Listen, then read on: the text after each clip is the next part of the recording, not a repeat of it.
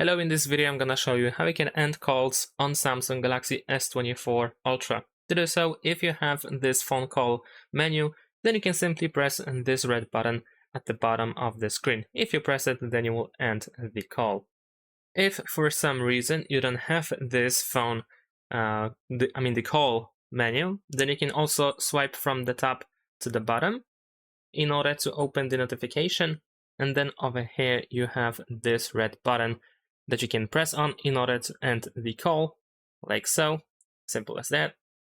Or you can also tap simply on the notification itself. Sometimes when you have the call answered for the first like 5-ish seconds, you might not be able to open notifications, but after that you should be able to do so. So you can tap on the notification in order to return to the phone call menu, and you can press the same button as before in order to end the call. And that's it. Thanks for watching. Leave a like and subscribe to my channel, and see you in my next videos. Bye.